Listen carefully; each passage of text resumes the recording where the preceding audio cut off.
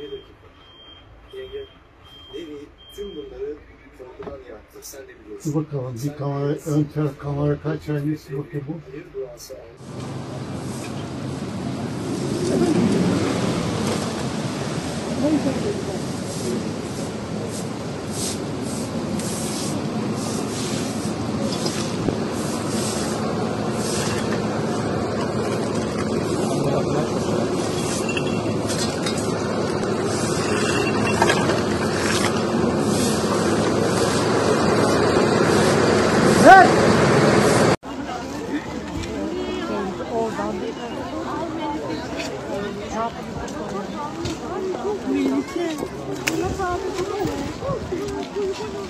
Kaldı şemsiye, İstanbul'da kaldı.